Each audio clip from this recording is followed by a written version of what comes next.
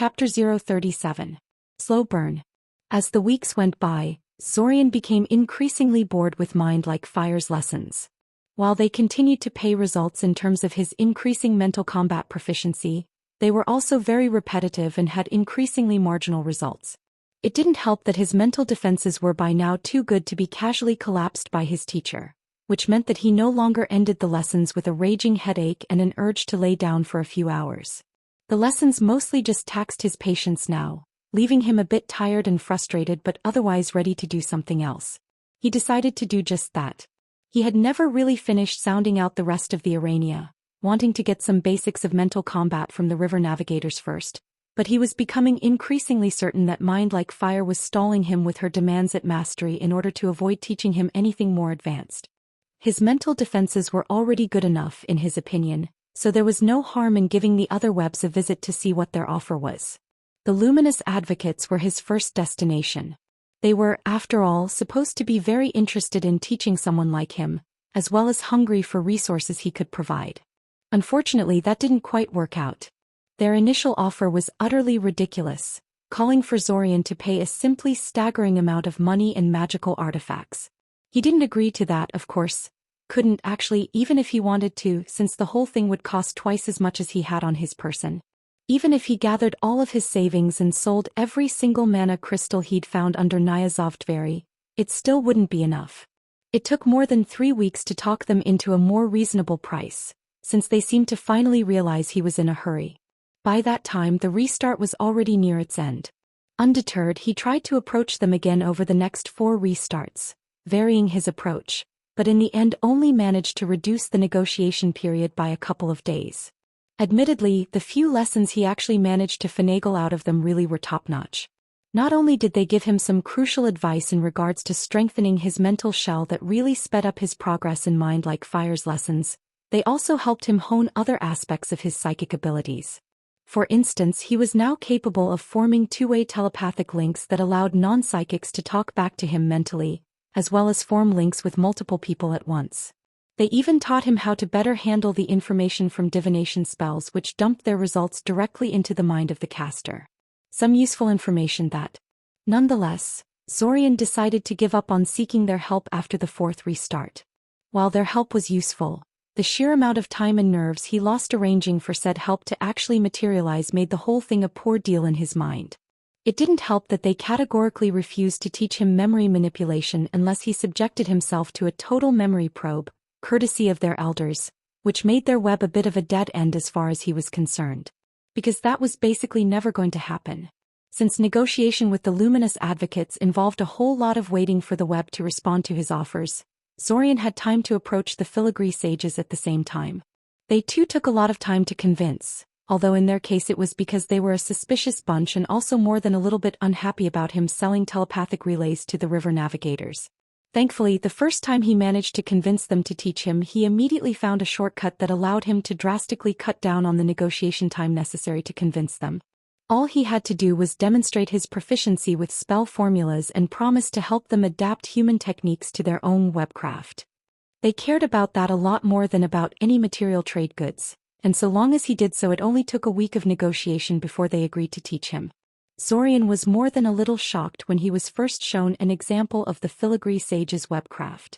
He had expected something relatively simple and crude, like a piece of spider silk cloth with familiar Icosian symbology embedded into it, or perhaps even individual threads woven into the glyphs.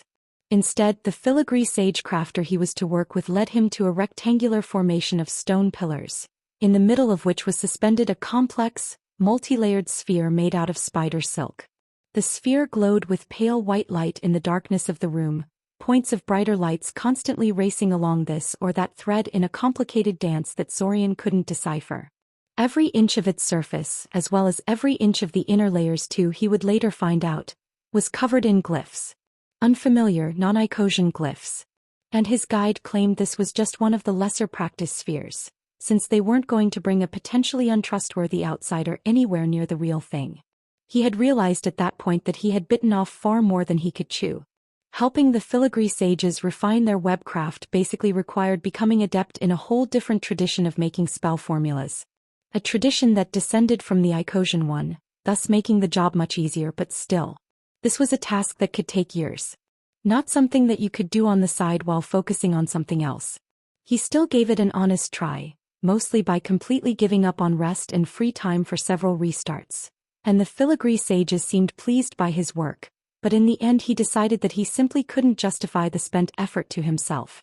While the topic itself was extremely interesting, indeed many researchers would have quite literally killed to be in his place, studying an otherwise unknown magical tradition, it was ultimately a distraction he at the moment didn't need. And really, the actual mind magic instruction he was getting in exchange for his work was little different from what the river navigators were offering. He did admittedly get to experience a slightly different style of mental combat from the one practiced by river navigators and most other Iranian webs, since the filigree sages used methods that revolved around group combat. Not very useful to him since he didn't have a fellow telepath to use it with, but he did learn some tricks to deal with multiple attackers. Originally, the filigree sages were completely unwilling to teach Zorian any form of memory manipulation. However, after 2 restarts of studying their webcraft, it became impossible to pretend he was starting from scratch. The next time around he used an excuse that he'd learned the bare basics from the Saurian web. He was promptly taken to their matriarch, who had mostly ignored him up until then, preferring to have her underlings interact with him, who seemed very keen on sending an expedition to Syoria with Zorian's help in order to establish some kind of contact with the Syorean web. Not even finding out they had all been killed dampened her enthusiasm for the idea of an expedition to Syoria. It just meant the focus of the expedition shifted from establishing contact to looting the place down to bedrock. Lovely. Regardless, in exchange for transporting the expedition to Syoria, protecting them from any threats and transporting them back, Zorian was promised just about anything really. Even memory manipulation was on the table. Aside from the fact that agreeing to such a thing would require Zorian to go back to Syoria, and the fact that he would be helping a group of Arania loot the remains of his friends, there was the little matter of him not being actually sure that the Syorean web actually used any webcraft. He suspected they did, and many of the things the matriarch had mentioned in her stories and offhand comments seemed to indicate so in retrospect, but he wasn't actually certain. It was just an excuse he made up to explain his otherwise inexplicable knowledge. He should definitely go down into the ruins of Syoria's web and check to see what's in there before agreeing to any such expeditions.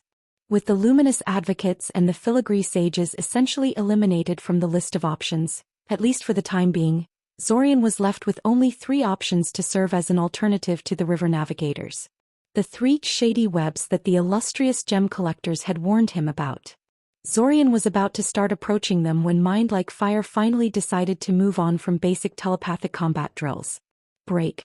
When Mind Like Fire declared that Zorian's mental defenses were passable, and that they would be switching over to honing his offensive arsenal, he was cautiously optimistic but didn't expect much. Practice would probably become less painful, since Mind Like Fire would be on the receiving end of attacks this time, but he didn't really think his attacks would be very effective. Her mental defenses were bound to be excellent. But then Mind Like Fire told him to hit her with his best shot and simply stood there, content to passively weather the attack, and Zorian decided to oblige her.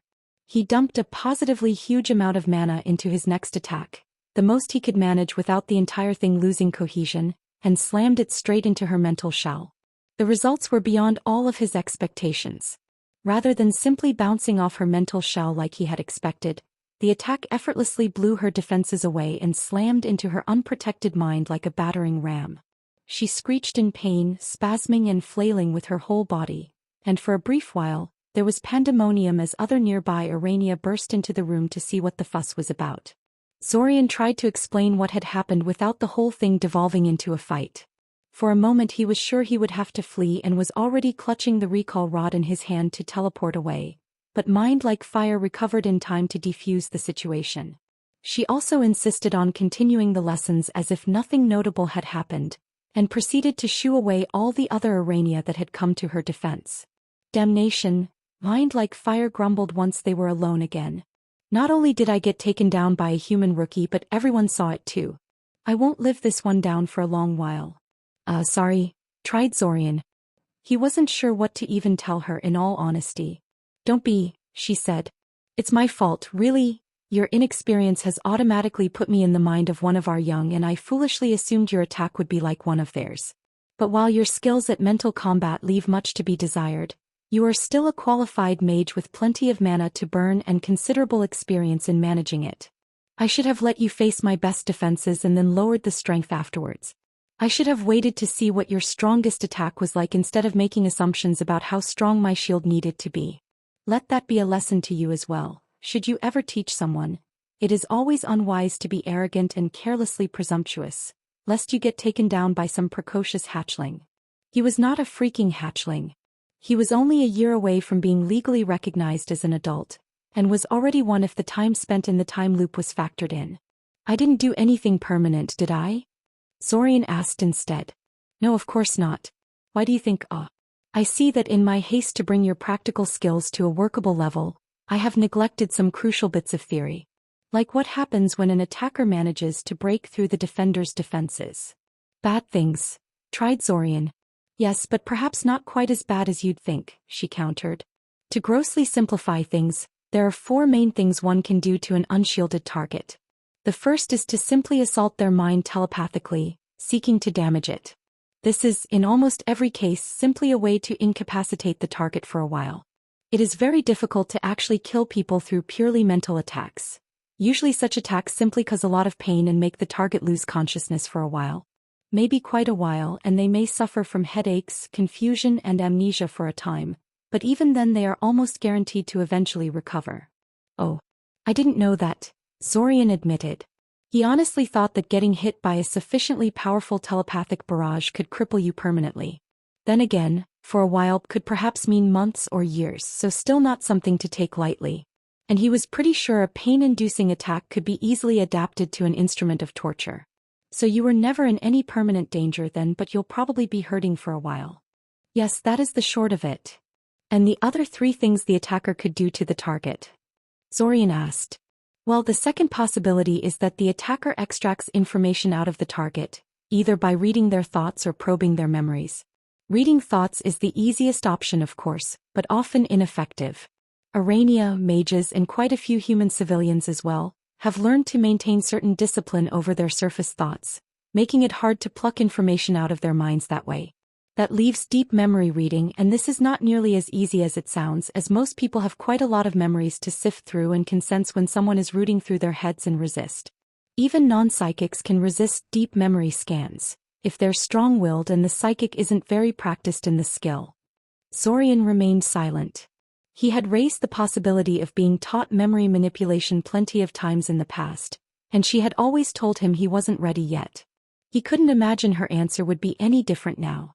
At least it wasn't a flat-out no, he supposed. The third and fourth options are what we Arania call deep and surface manipulations. Surface manipulations consist of temporary manipulations, such as fooling the senses or amplifying a particular emotion in the victim to produce a desired reaction. Deep manipulations, on the other hand, are more permanent.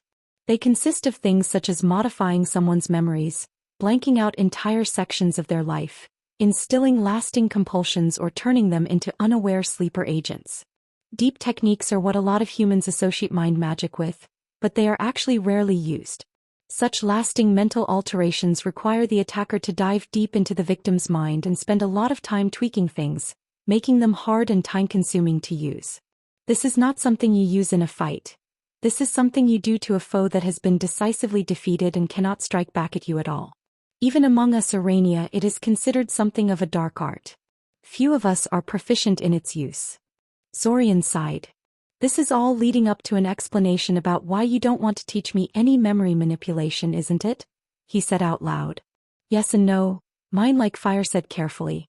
So a no couched in flowery language, said Zorian derisively.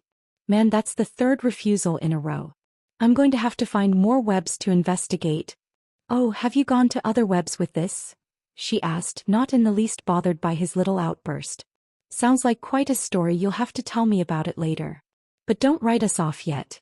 While it's true that we are not ready to let you root through our minds, even as practice, that doesn't mean we can't help prepare you for when you do eventually find an Arania brave enough to let you read her memories. And you're going to do that by? The main problem you are facing when trying to read Aranian minds is that our ways of perceiving the world are very different from yours. Our many eyes allow us to see the world in 3 different ways, only one of which, the one provided by our pair of big forward-facing eyes, is in any way analogous to human vision. We can also sense vibrations through our legs, and our sense of touch is much more sophisticated than yours. It's how we can navigate through the tunnels so easily with no light to see by. You can't see in the dark? Asked Zorian. Most dungeon dwellers could. No, we need at least a little light to see, she said. We do have excellent low-light vision though. But we're getting off track. What I'm trying to say is that even if you received access to an Iranian memory, you probably would not be able to parse it. If you want to be able to read Iranian memories, you first need to learn how to process the way we perceive the world. And that is where I can help you. I can let you tap into my senses and let you adjust to them. I can even package some of my more inconsequential memories into little packets and send them to you over the telepathic link to help you understand how to deal with memory packages. Oh, Zorian said lamely. Yeah, that did sound useful. Somewhat mollified by her response, he switched back to telepathic communication. So can we perhaps switch to that right now? I must admit I am getting thoroughly sick of combat drills. I know it's important to practice my mental shields, believe me, but I'm going to go crazy if this continues for much longer. As a matter of fact, yes. I had wanted to wait with such instruction until you could actually break through my mental shields before starting you on that path, but you did succeed with that. Not in a way I had expected or planned for, but fair is fair. We shall start with surface manipulations since you will need some proficiency with them before you can tap into someone's senses. How much did your other Iranian teachers tell you about them? Very little, other than the fact that they exist, Zorian said. But surface manipulations are basically mind control, yes? We covered those back in my Mage Academy. Only theoretically, with an emphasis on identifying the type of mind control and how to fight it, but still. Summarize those lessons for me, please. Mind like fire ordered. I'd like to see what I'm working with. With a wave of his hands, Zorian created a glowing geometric diagram that was informally known as the mind control rectangle among the students and whose official name escaped Zorian at the moment. It was something far too loquacious and complicated for what were basically 4 words arranged into a simple 2x2 grid. A rectangle divided into 4 smaller ones. Each of the 4 major methods of manipulating people through mind magic assigned its own corner. Domination, suggestion. Puppeteering, illusion. Pretty, mind-like fire, deadpanned. But I must confess I have never learned how to read human script, so you'll have to explain to me what that means. Right. He sometimes forgot that for all that Arania interacted with humans, they were still alien beings with a completely different culture. Icosians had possessed an almost religious reverence for the written word, and had spread literacy to every place that had fallen under their domination, so literacy was near universal in places they'd once ruled over. Universal literacy most likely made it much easier to train as many people as possible into mages as well, thus providing tangible benefits for the policy. The Arania, on the other hand, had no such tradition and probably couldn't use human-style writing effectively anyway. He knew that the Siorian web had a number of Arania that could read and write, but most Arania probably had no need to master such skills. Domination and suggestion represent spells that enforce the caster's will upon the target, said Zorian, pointing at the upper row of the rectangle. Domination spells involve the caster outright ordering the target to do something and compelling them to do so against their will. Suggestion attempts to present the order as something the target wants on their own. They are will and situation-based. Depending on the sort of person you cast such spells at and the circumstances they are in, it might be completely impossible to affect them with this sort of mind magic. Most people will resist orders to kill themselves or their loved ones, for instance, and it is next to impossible to convince a patrolling soldier that you are not the person they are looking for if they had been given your picture or someone singled you out to them. He pointed at the lower row of the rectangle. Puppeteering and illusions, on the other hand, are not directly affected by the target's personality and circumstances. Puppeteering flat-out usurps the target's control over their body and pilots it like a, well, puppet. Illusions manipulate the target's senses in some fashion. Neither can be resisted as such, although puppeteering has to overcome the target's magic resistance first and illusions can be detected and dispelled.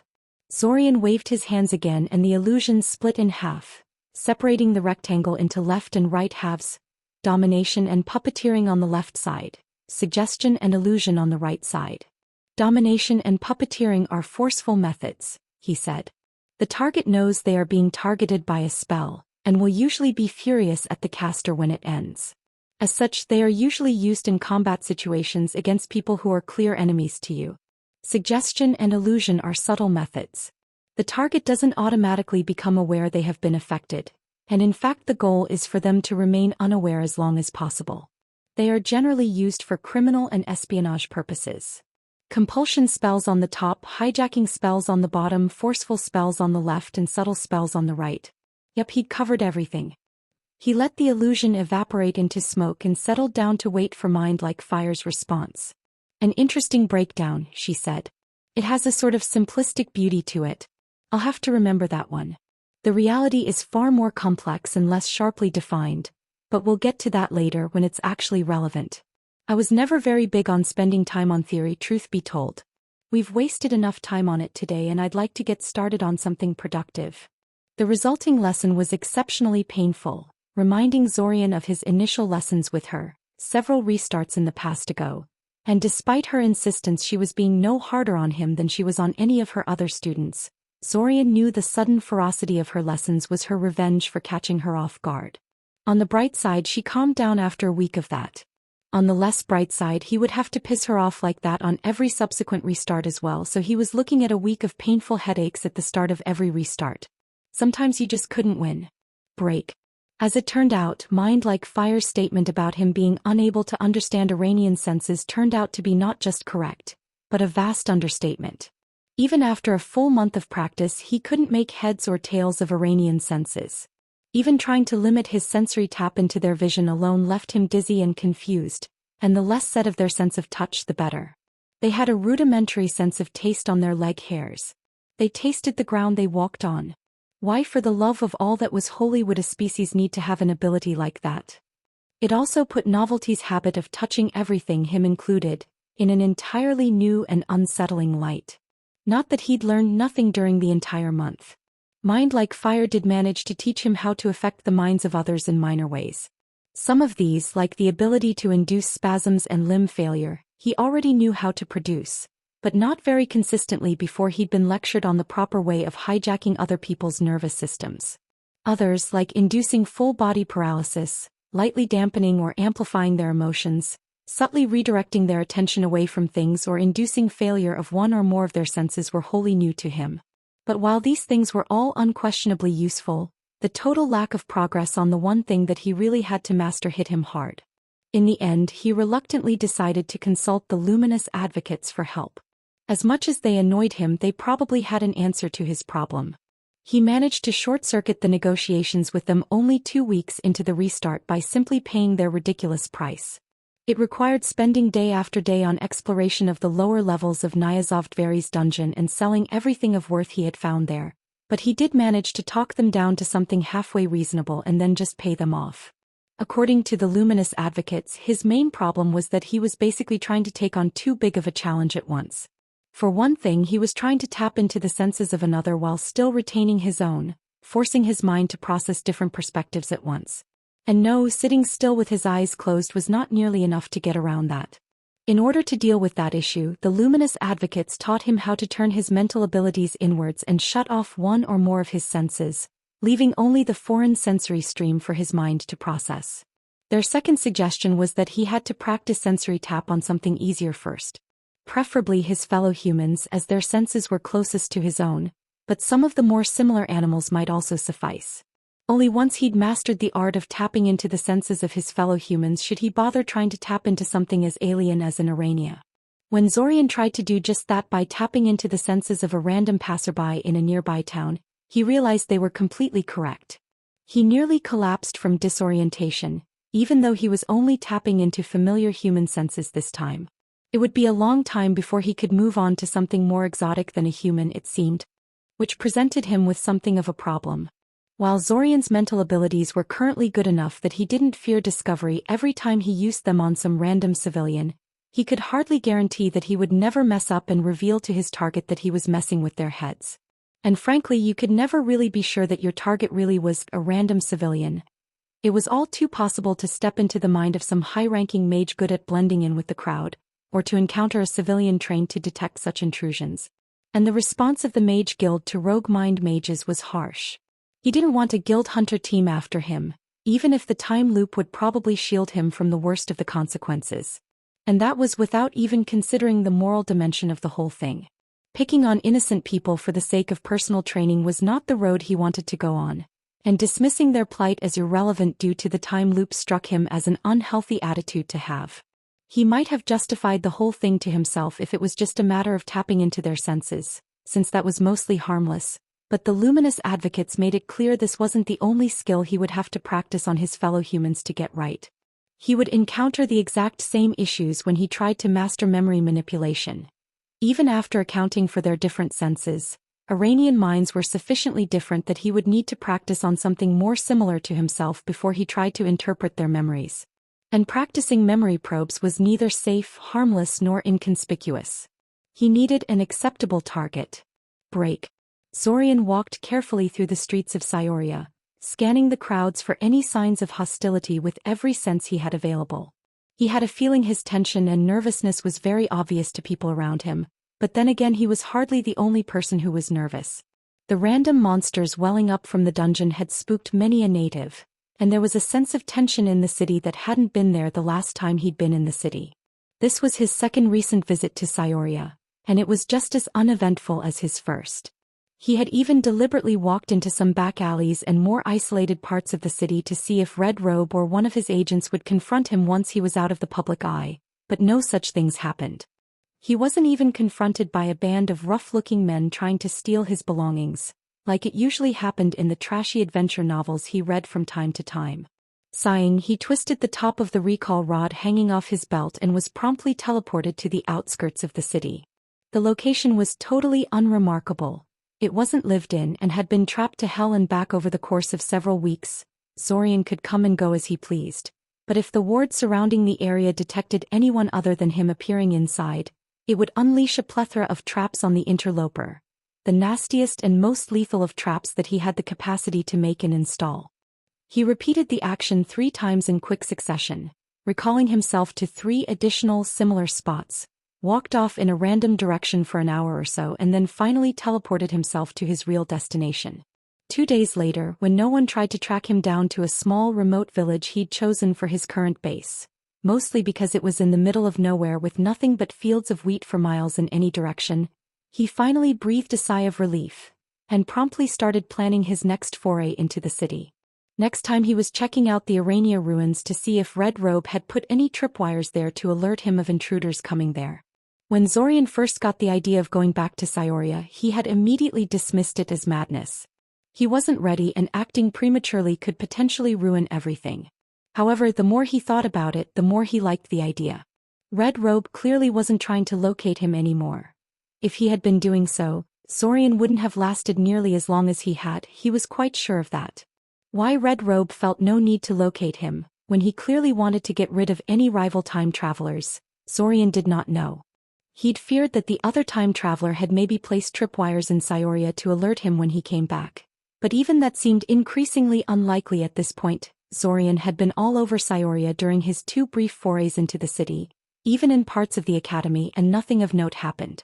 That was important partly because Zorian felt like he was going a little crazy and desperately wanted to see some familiar faces at least for a short while, but also because Syoria held some perfect targets for him to practice his growing mind magic skills on. The matriarch solved at least a part of the time loop's mystery by ferreting out information from the heads of Abasan invaders and their supporters. Why couldn't Zorian do the same? He would not only be advancing his abilities in preparations of opening the matriarch's memory package, he would also be tackling the mystery of the time loop from another direction. 2 birds with 1 stone. He wasn't going to move back into the city yet. He would continue testing the place for a while still. Try to spend a whole week in there, show up for a class or 2.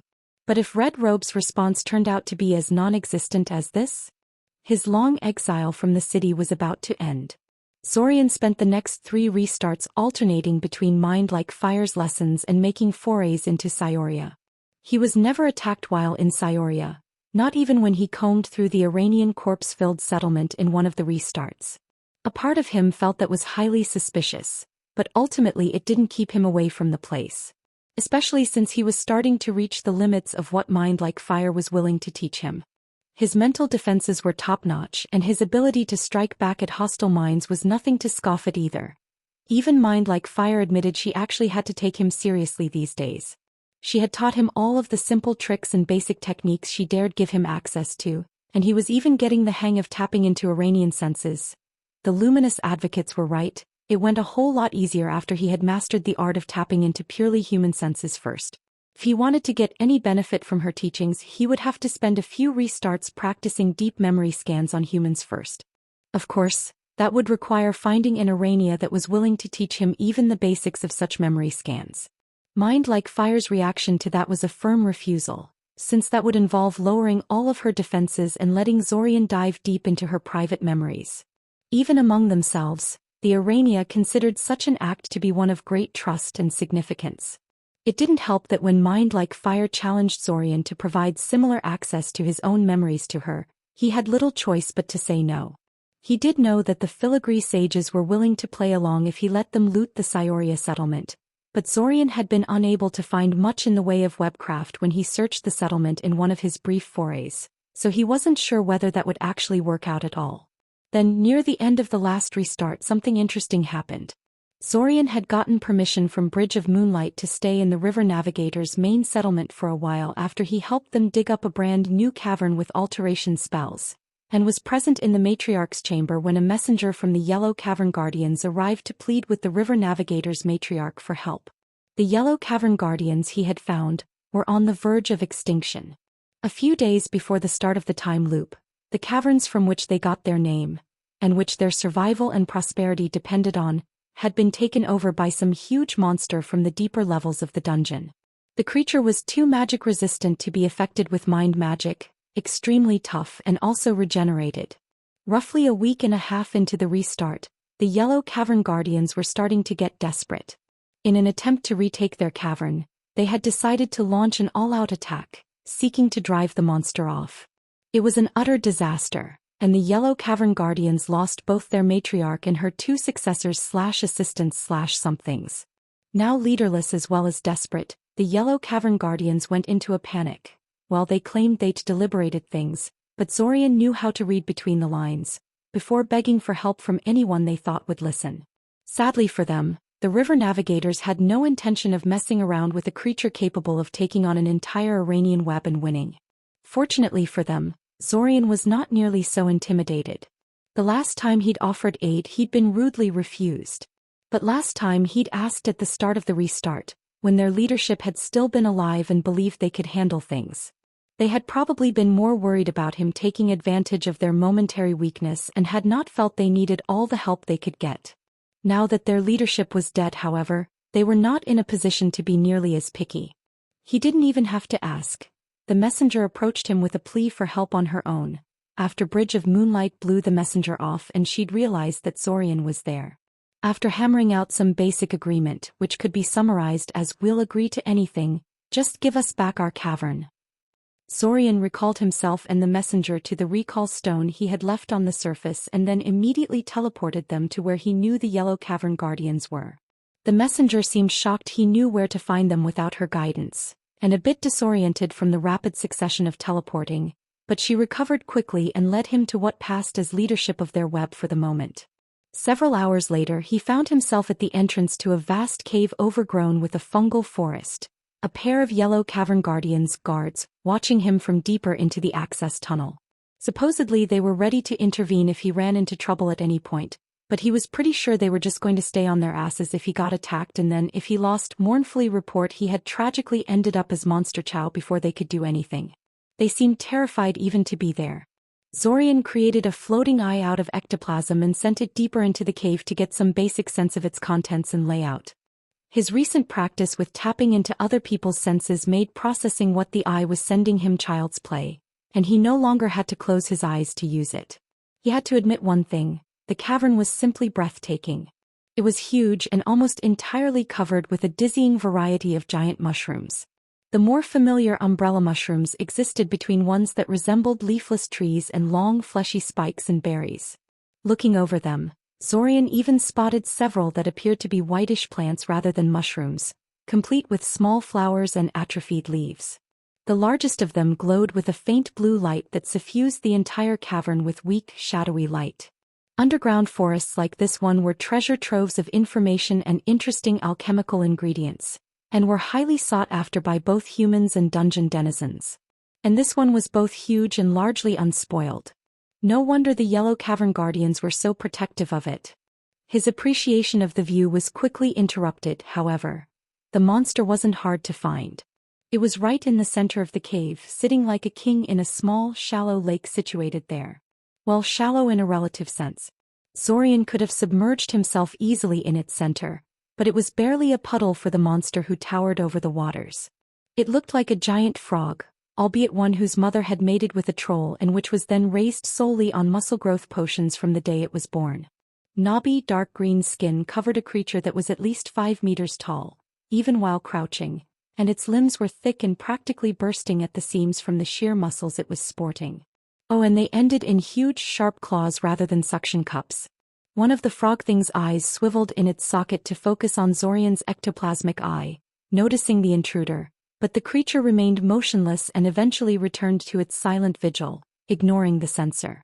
The monster had knocked down all the fungus surrounding the lake, probably to give itself a better view of its new domain, and was now just standing in the lake in the center, periodically shifting in place so it could stare at the different parts of the cavern.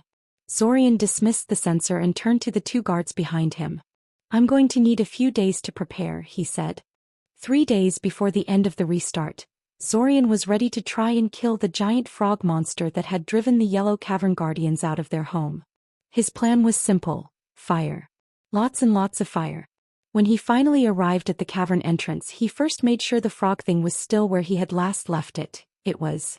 And then carefully lowered an ignition stone into the crate full of highly flammable alchemical bricks he had been levitating behind him.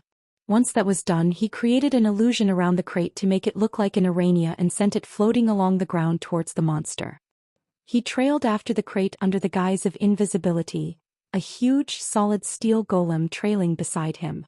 The golem was fully visible and mostly served as a big visible target for the creature's ire if this whole thing went south. Zorian had considered a number of methods to trick the monster into eating the decoy, but none of them turned out to be necessary.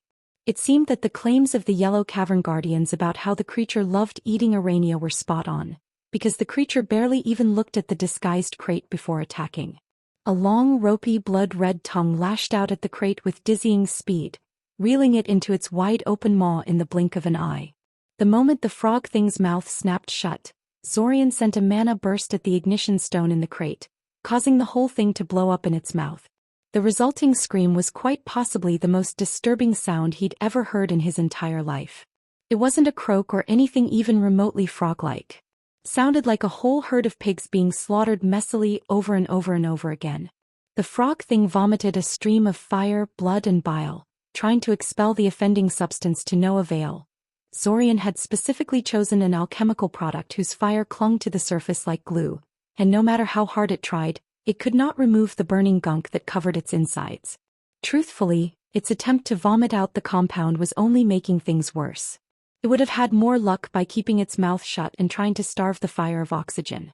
Sadly, after a few more futile attempts, the monster suddenly stopped struggling, noticed Zorian and his golem, and immediately charged towards them.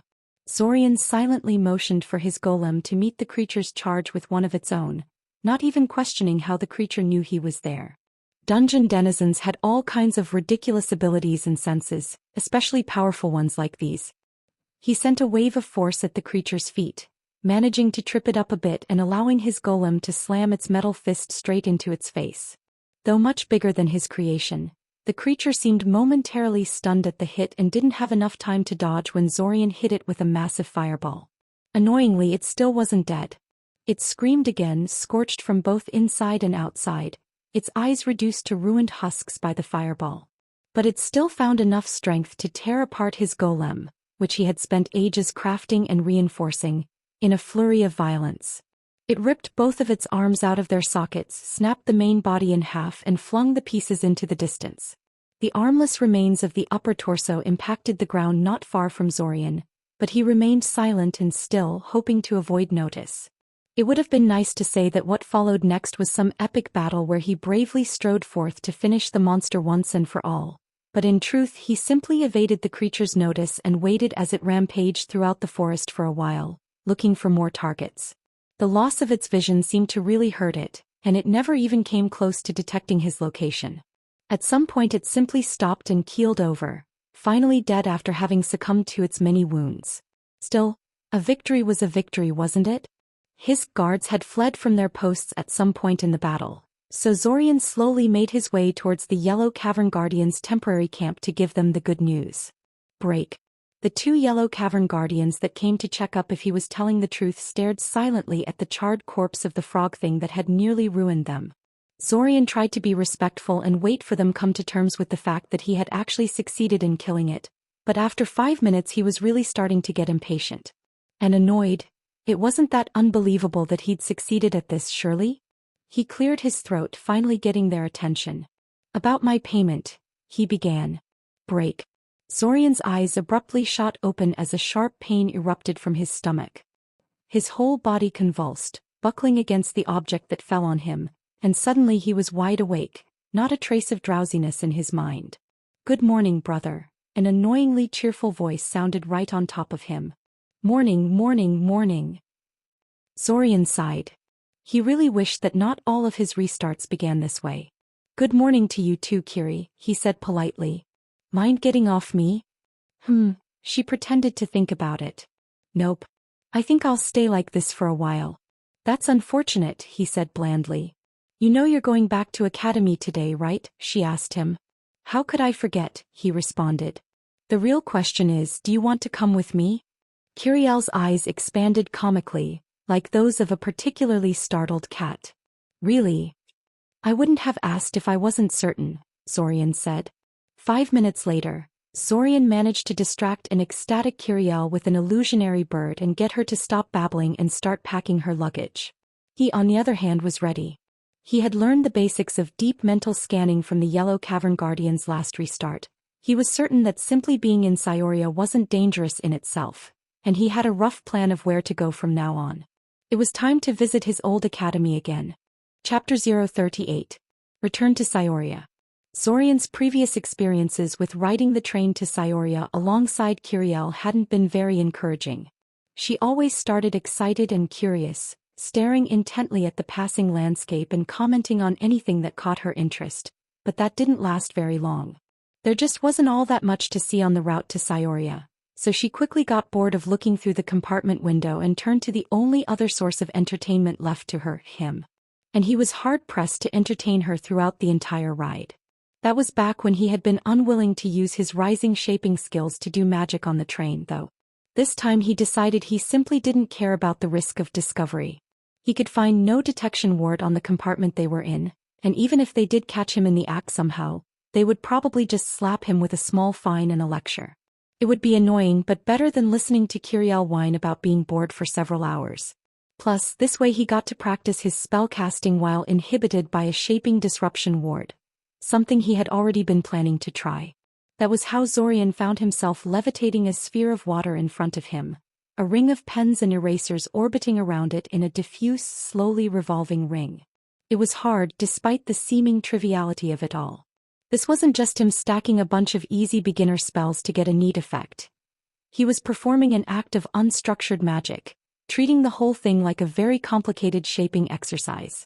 Between the complexity of the floating construct and the disruption ward throwing off his shaping skills, he was really struggling to maintain control over the sphere and its satellites.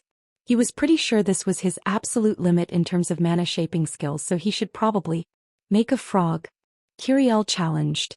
Zorian gave Kiriel an annoyed look. She grinned at him, confident that she had won their little game, that she had finally found his limit. He did not deliberately set out to make the complex thing floating in front of him, after all.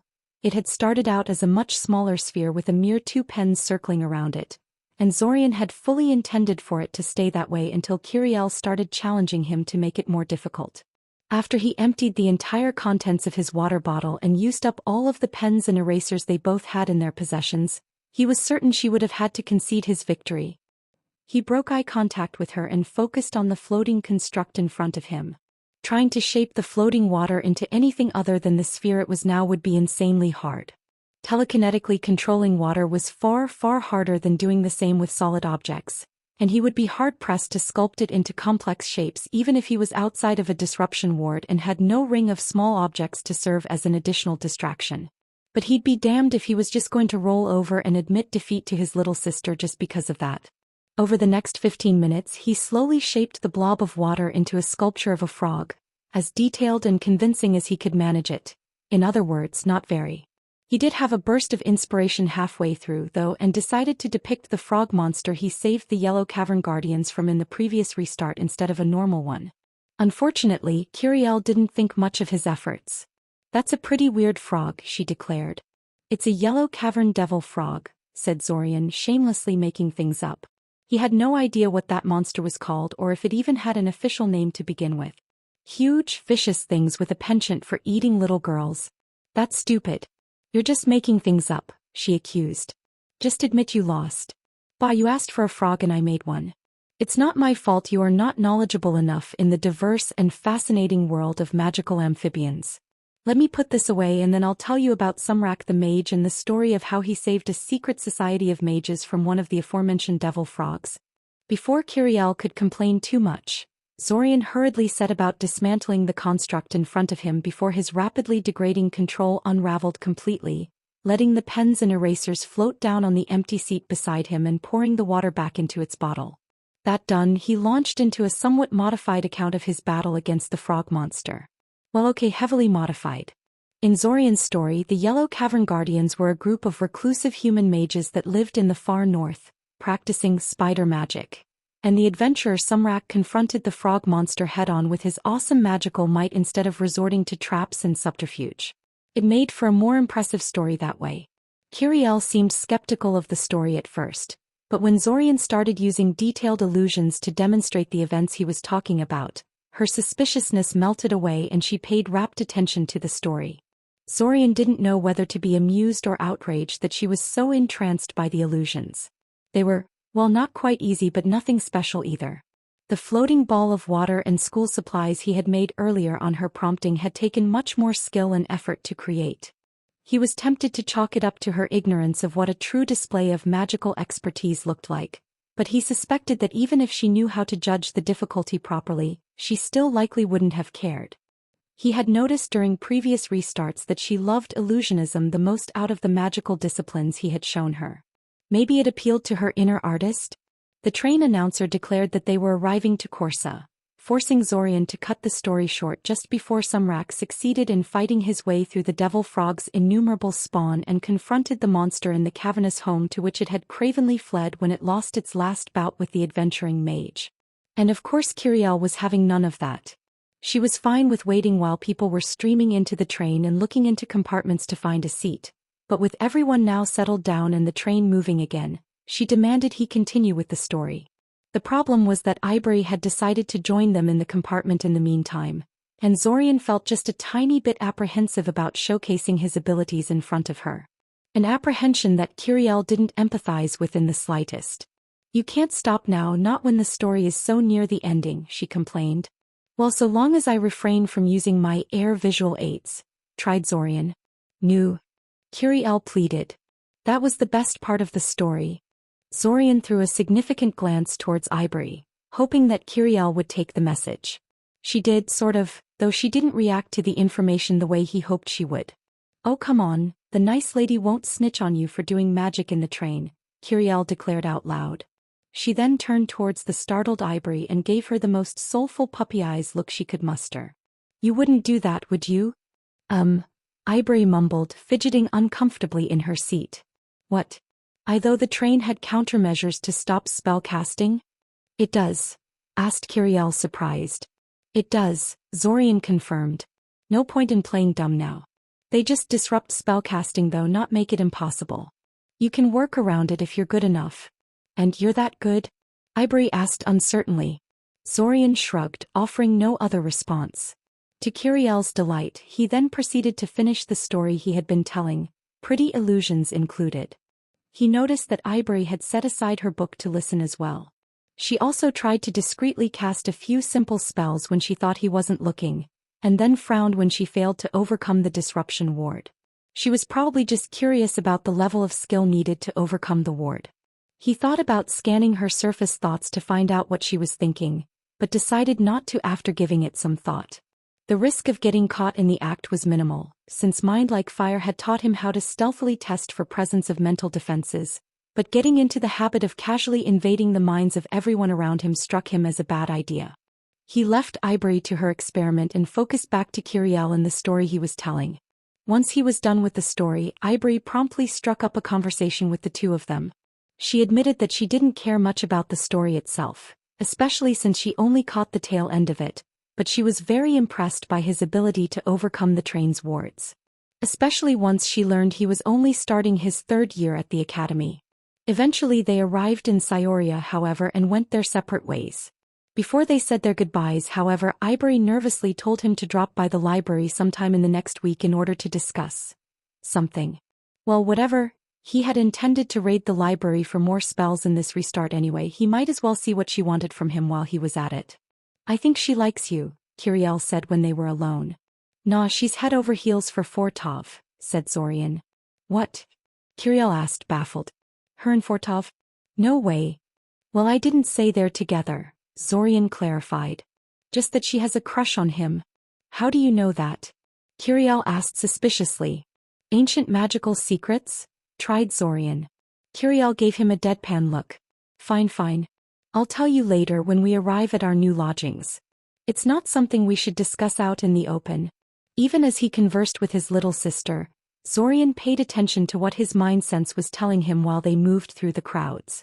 Even if he was being targeted by someone shielded from mental detection, the absence of a mind in someone would be a huge red flag on its own. He detected no hostile intentions directed at either of them, though, and none of the suspicious people he encountered were invisible to his mind sense. After 10 minutes, he breathed a sigh of relief. His fears of walking into a trap with his little sister in tow appeared to have been unfounded. He knew it would rain later on, but he could ward against the rain easily enough. Perhaps a little sightseeing around the city to quench Kiriel's curiosity a little? Hey, Zorian said, attracting Kiriel's attention. Do you want to visit the main plaza of the city? They have a pretty nice fountain there that I like to watch sometimes. He said yes, of course. He needn't have even asked. It had been more than 4 years since Zorian had started looping, and a lot of things had happened in that period. Keeping track of it all was a major challenge, despite his mage training and his own excellent memory.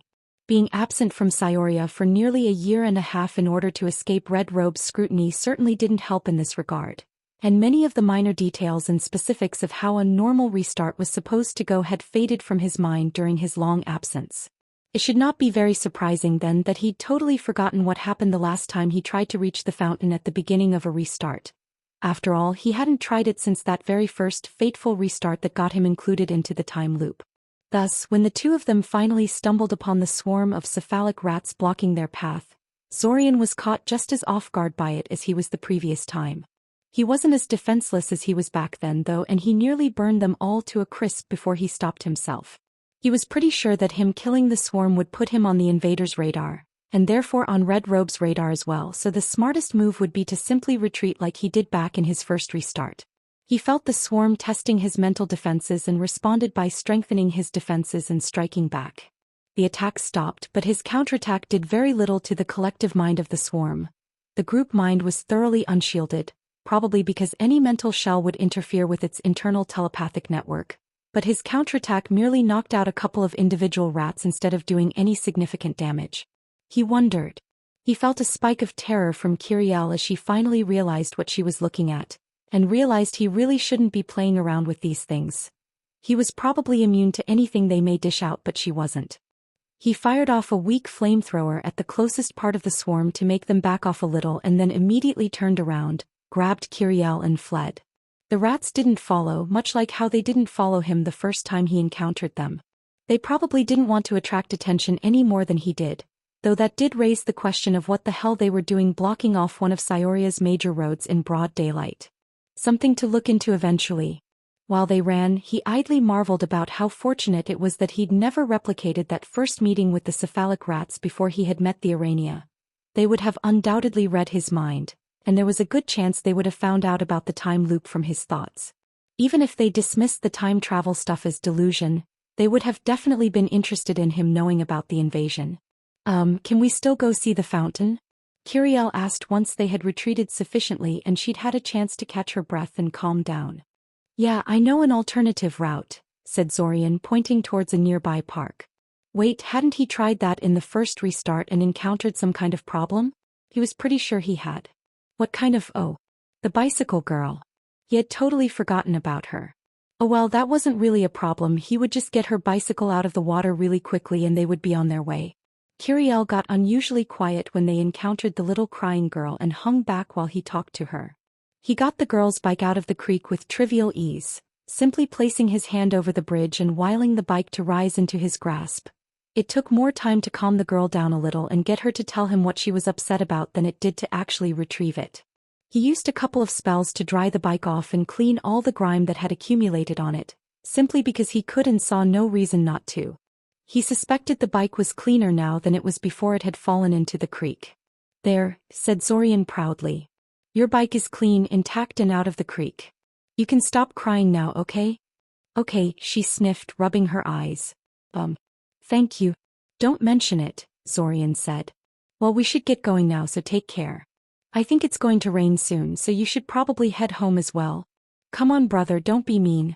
We can't just leave her here, protested Kiriel suddenly. We should get her home ourselves just to be sure. He's not mean, the other little girl protested, suddenly snapping out of her daze. And I can find my way home just fine. I'm not stupid. Oh, he liked this kid.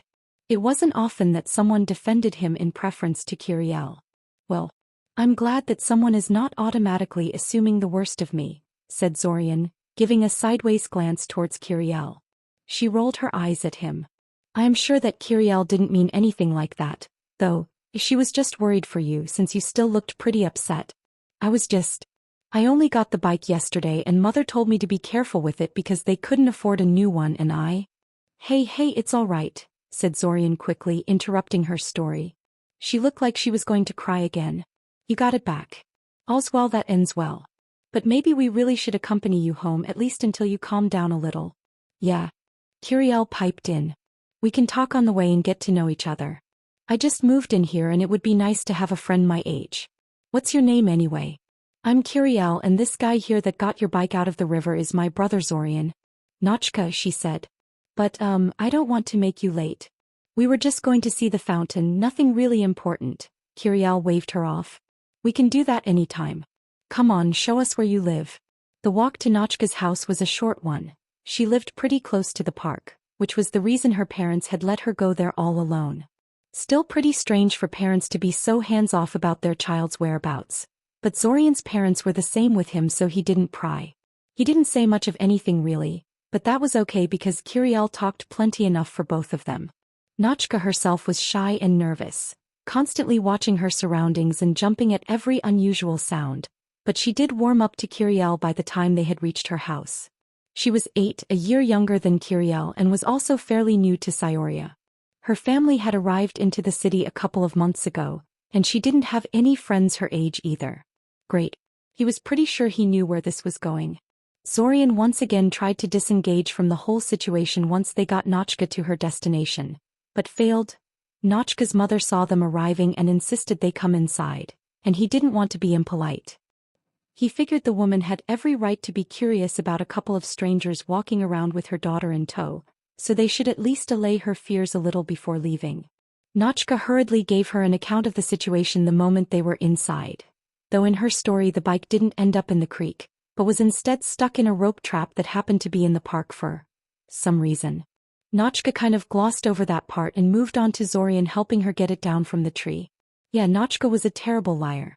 Based on the way her mother was looking at her when she finished her story, Zorian was betting that she would be getting the real story out of Notchka the moment Zorian and Kiriel left the house.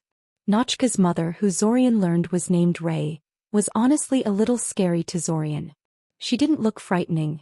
She had the same jet black hair and dark brown eyes that Notchka did, and the stature and dress of an average housewife. But it took only 5 minutes for Zorian to decide there was more to her. Her movements were all fluid and precise. She never stuttered or wavered when she spoke. Her gaze was frighteningly intense, and she gave off an air of absolute confidence and composure. Frankly, if he had been alone he would have left the place in a hurry, but Kiriel didn't seem nearly as intimidated by the woman and insisted on telling her new friend stories. Such as the one of how they stumbled upon her in the first place. "Ah yes, the strange brain rats," Ray said when Kiriel told them about their encounter with the cephalic rats. "I've seen a few hanging around the house but never in such numbers. Disgusting things." Zorian frowned. Why were the cephalic rats hanging around their house? "You should be careful," he told her. "They're called cephalic rats and they can read your mind, possibly even memories if left unmolested long enough." Good thing I kill them when I find them then," Ray said. "Yes, but don't think that makes you totally safe," Zorian said. "They're a telepathic hive mind, so killing one rat will not erase the information it has gathered on you. What one cephalic rat knows they all know. I really think you should report this to the city authorities and have them hunt the swarm down, but it's your choice in the end." "I see," Ray said after staring at him for a few seconds. "I'll talk to my husband about your advice and we'll see what we can do. I must say, you are surprisingly well informed for a 15-year-old, Mr. Kaczynski. Brother is really smart," said Kiriel. "Oh hush, you flatter." "Right, thank you for your hospitality, Mrs. Satchel, but our landlord is expecting us and we really should get going," Zorian said, rising from his seat and motioning for Kiriel to do the same. From what Ray had said earlier, her husband was going to come home from work soon, and he'd rather not get stuck in another round of explanations. "The rain is rather heavy though," Ray said, glancing through the window next to her. "You should at least wait for the weather to get better before you go." "Unfortunately, that doesn't seem like it'll happen for quite some time," said Zorian. "But that's okay because I can just teleport myself and Kiriel close to our destination and shield us from the rain for the short while we'll be caught in it." "Can Kiriel come over to play with me sometime?" asked Notchka. Yeah. Sure," said Zorian. Yes, he was pretty sure Kiriel would be angry if he said no. Though he really didn't want Kiriel in an area infested with cephalic rats. Zorian and Kiriel said their goodbyes and left in the direction of Amaya's house. Break. The next day, Zorian woke up early and told Amaya he was going to the library, though in truth he did no such thing. Instead, he teleported himself to Nyazovdvary, where he proceeded to gather crystallized mana. By now he had mapped large portions of the local underworld, and as such couldn't actually pick up every piece of crystallized mana within a single day. He would need another 2 or 3 days to clean the place up properly. Oh, and he was also hitting the limits of his memory. It seemed he had outright forgotten about some of the minor resource locations, and it took him a while to track down others. Annoying. He wondered what his previous self would say if he knew that in the future he would have so much wealth within reach that he would literally forget about some of it. Probably something rude. He had only been back at Amaya's place for half an hour or so before Taven came to speak with him. "Let me guess, you want me to go into the sewers with you to recover a watch from a bunch of giant spiders," Zorian guessed. "What? No, I decided not to bother with that job since more lucrative ones have popped up lately," said Taven. She gave him a strange look. "How the hell do you know about that, anyway?" "I told maybe 2 people I was even interested in that job." Right. The circumstances in Cyoria had changed greatly since the last time he'd been in the city. The mercenaries he hired to confront Red Robe had been soul-killed along with the Arania, and monsters were starting to well up from the dungeon with no Arania to keep them in check. Nothing could nor should be taken for granted, he had to keep that in mind. Rather than try to trick her with some poor excuse, he decided to simply ignore her question and ask his own. "If you're not here for that, why are you here, Taven? You don't exactly have a habit of visiting me for the hell of it." Taven protested that she totally did visit him for the hell of it, and vehemently denied that she had come to ask him for a favor. It was an opportunity, she insisted. An opportunity to earn big money and fame if only he would cooperate with her. Well, if nothing else, her new scheme was a lot more tempting than her old one. Long story short, the monster incursions he read about in the newspapers had started way earlier than Zorian had expected they would. There were a couple of bad ones on the very first day of the restart. A young couple had been heavily injured when a huge abyssal centipede crawled out of the sewers in the middle of a crowded street, and a restaurant had to be evacuated when a huge yellow ooze broke into the wine cellar and started consuming everything in sight. Things got worse overnight, and there were a number of fatalities while Zorian had been busy picking up crystallized mana in Nyazovdvary, causing the city to enact some emergency measures. One of these was issuing large bounties on confirmed monster kills and encouraging various dungeon delvers and mercenary groups to go as deep into Sioria's dungeon as they dared. The idea was to cull the monster population before they could reach the surface. As far as Taven was concerned, this was exactly what she had been waiting for. Already frustrated with the lack of chances to prove her worth, she was eager to take advantage of this new development to make a name for herself by aggressively pursuing bounties and putting down as many dungeon denizens as she could find. The problem was that her group was too small for her ambitions. 3 people do not make a proper hunting party. "I'm surprised you came to me with this," said Zorian. "This sounds like it requires decent combat skills and I am only a 3rd year. Surely some of your peers would have been better for this?" "Well, the thing is, I'm not the only one recruiting, and many of the other recruiters are a lot more prestigious and well-known than little old me. It should get easier once I start getting results, but that could be too late and I can't afford to be too picky right now." "Can't afford to be picky, huh?" said Zorian flatly. Before the time loop, that phrase right there would have caused him to refuse her offer out of spite. He hated being thought of as second best, never mind a last resort. But years in the time loop had tempered his ego, and he could admit to himself that Taven's judgment was spot on, considering the information she had on him. "Okay, bad choice of words," admitted Taven. "But as you said yourself, you're only a 3rd year. How good are you at combat magic? Do you think you could pull your own weight in a team as you are now?" How much should he reveal here? Taven could be shockingly oblivious about some things, but she would definitely not ignore him being way stronger than he had any right being. And she was one of the few people who knew his pre-time loop self well enough to make such a judgment call with a fair amount of certainty. And for that matter, did he even want to join Taven's group? It sounded like a huge time sink and he had so many other things vying for his attention. Maybe it would be better if he were to pretend he was too weak and inexperienced to help her? Oh, to hell with it, he'd give it a chance this time. If nothing else, it would give him a ready-made excuse for a lot of things he intended to do in this restart. "Absolutely. I have been in the dungeon before," he admitted. "I have a decent repertoire of combat spells and I'm confident that I won't freeze on the first sign of danger. The biggest problem is my mana reserves. At maximum I can only cast about 20 magic missiles in a row. And that's after I increased my reserves through constant use. I'm pretty average in terms of mana reserves magnitude." Taven stared at him for a few seconds, incredulous.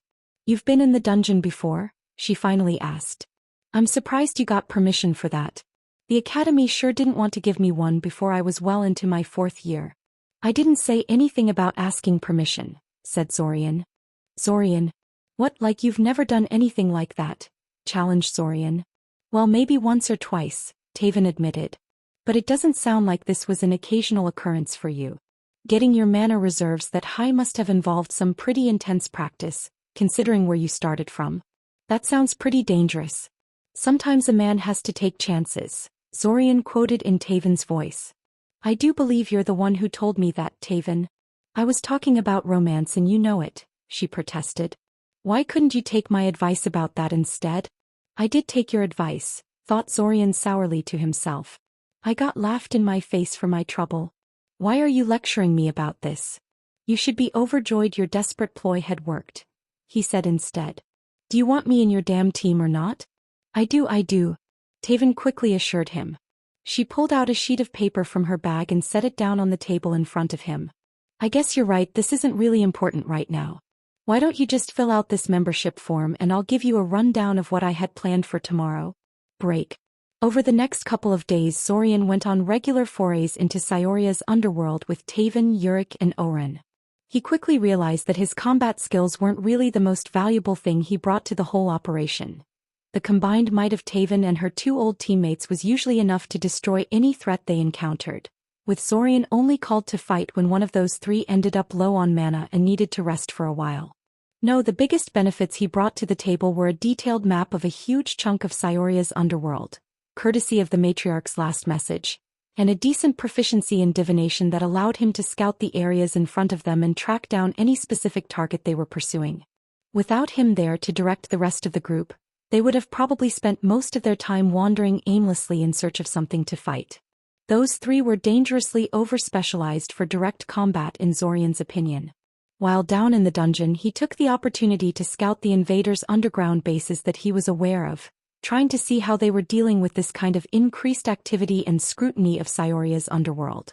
Taven's group was far from the only one that had tried to cash in on the bounties the city was offering, and more groups were expected to get involved soon.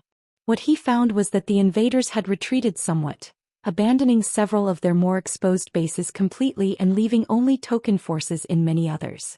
That was bound to have a very negative impact on the execution of the invasion. When he wasn't hunting down dungeon denizens with Taven, he was tending to the multitude of his other plans and obligations. He finished harvesting crystallized mana under Nyazov Dveri and had started to slowly sell his huge stockpile off to various stores, both in Cyoria and outside. He took Kiriel to see Notchka and stayed around to watch out for any cephalic rats in the area, but thankfully didn't detect any. He ended up meeting Notchka's father this time, a tall, jovial, bearded, muscular fellow named Saw who loved to laugh and talk and was completely unlike his wife, yet still terrifying in his own way. Zorian was half convinced that the workshop Saw insisted on showing him, the one full of hammers and other heavy, dangerous-looking tools, was the man's way of threatening him bodily harm should he hurt his daughter in any way. He also visited the library to see what Ivory wanted from him. To his surprise, he found out that Ivory was interested in getting magical instruction from him. She had been looking to hire someone for additional tutoring outside of the academy, but found most tutors out of her price range, and was hoping a third year like him might be amenable to a spell exchange or something else of that nature. Though the offer was kind of interesting, he had too many things on his plate as it was. So he told her he'd get back to her after the summer festival if she was still interested. Perhaps in some future restart where he refused Taven's recruitment pitch. And, of course, he still had to attend classes. That was a chore, though not quite as big of a one as he had been expecting. His long absence from Cyoria had made him forget many of the details of how classes were supposed to go, and caused him to view others in a completely new perspective. The constant monster incursions into the city had also had an effect on the academy. Jade was gone from the class, pulled out of the academy by her family for safety concerns.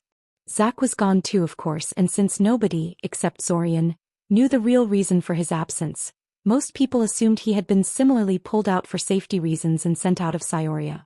Kiran announced during their first lessons that he was running additional combat practice lessons during evenings, and Ilsa openly encouraged anyone with significant combat ability to join one of the groups culling the monsters, offering special benefits and exceptions to anyone who did so and achieved results. She pointed out Zorian, Briam, Tinami, Naeem and Eston as examples of people in the class who had already done that, thoroughly surprising Zorian. He never would have guessed so many people in his class had decided they're good enough to get themselves involved in that. 2 days later, Capriva would join that list, while Maya and Aurora were ordered home by their parents until the situation calmed down. With such large changes in class composition and teacher behavior, Zorian's school experience was relatively novel compared to what he remembered of his pre-exile Cyoria days. He was sure it would all get boring and repetitive again after another restart or two, but for now it was bearable. A few more days passed. The number and severity of monster excursions gradually dropped off, and the city stopped behaving like a kicked-over anthill and settled into some semblance of normality. There was still a lot of tension in the air. Forays into the dungeon went on still, but things were finally calming down. As such, Zorian started investigating various invaders, cultists and other people related to the invasion that he still remembered from his time with the Cyorian Arania, tracking their movements and activities but launching no attacks for the moment. The furor over the dead mercenaries and monster incursions caused so many changes to the preparations of the invasion that his memories were of limited use, and he didn't want to move until he was reasonably sure he knew when and where to strike. It was peculiar, though, even accounting for massive divergences due to Red Robe's removal of Arania, the invaders were still strangely ineffective. Less informed. Before, they seemed to know how to bypass certain wards or evade notice of Cyoria's law enforcement, knowledge that they largely lacked in the current restart. He was starting to suspect that Red Robe had a habit of handing over a lot of crucial information to the invaders in previous restarts, even ones where he didn't appear to pay much attention to them afterwards. But that in this one restart he'd chosen not to bother with that at all. Strange. The arrival of Kale at Amaya's place reminded Zorian of their deal to help Kale develop his alchemy in exchange for help with soul magic and other stuff. Unfortunately, there was a problem. Zorian had largely forgotten what the contents of Kale's notebook were over the many restarts he had been absent from Cyoria. Somehow Kale managed to figure out a few things from the disjointed parts of his notes that Zorian still remembered, which helped convince him that Zorian was telling the truth, but he was essentially starting from scratch. Zorian knew he had to find a solution to the forgetting problem if that deal was ever going to work.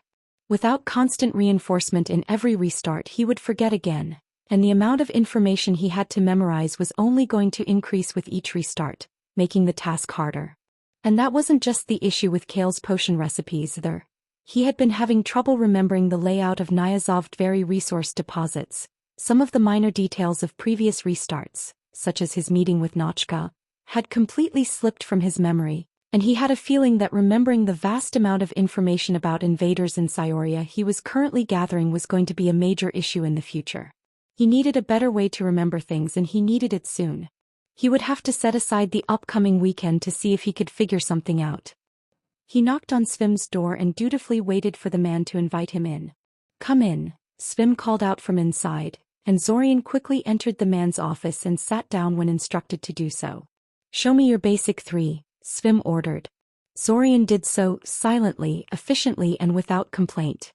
He had decided before coming here that he would try and see how long it would take for Svim to get unnerved by him meeting all of his demands without any issue or complaint. It was a long-term project, of course. He didn't really think he could baffle the infuriating man in this particular restart, but he was determined to see it through. He would practice whatever stupid exercise Svim threw at him every single day, restart after restart, until he got them right. Until he got them all right if he was forced to. The man had to run out of shaping exercises at some point, right? Svim threw a marble at him. Zorian moved his head lightly to the left, moving out of the marble's flight path without ever meeting the man's eyes. Another 2 marbles flew at him, but the result was exactly the same. "Close your eyes," Svim ordered. Zorian did. He still dodged every marble Svim threw at him. A cloud of diffuse mana scattered around him as a detection field. Svim did not react, unfazed by his improbable skill, but neither did Zorian. "You can open your eyes again." "Here's a box of marbles," said Svim, reaching beneath his desk to pick up a large bowl full of hated spheres of glass. They came in a wide variety of sizes, and Zorian was silently thankful that Svim only ever threw the small ones at him. Some of the big ones looked like they could knock a man unconscious if they connected. "Levitate as many as you can. Hurry up, we haven't got all day." Zorian levitated every single marble in the bowl, but alas, he was too slow. Or at least Svim thought so anyway. He made Zorian lift and lower the entire mass of marbles over and over again, wasting an entire hour. Zorian said nothing though, doing his best to meet Svim's unreasonable demands. Levitating them like that in a giant disorganized lump is unsightly. Make it a proper sphere. A ring now. A pyramid. That doesn't look like a pyramid to me. Do you need to have your glasses checked, Mr. Kaczynski? It's better. But slow, you must be faster. Much faster. Start over from the sphere again. Again. Zorian made the mass of marbles flow from one shape to another as fast as he could, but eventually a disaster struck.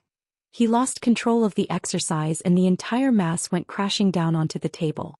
Zorian winced as the marbles bounced off the table, making a huge racket and scattering all over Svim's office, his mask of cool detachment breaking for a moment. Damn it. Several seconds passed in the aftermath as Zorian and Svim stared at each other impassively. "Well?" asked Svim curiously. "What are you waiting for, Mr. Kaczynski? Hurry up and gather the marbles into the bowl so we can continue where we left off." "Yes, sir," said Zorian, unable to keep a note of sourness out of his voice. "I'll be right on it." It was official, he really hated marbles.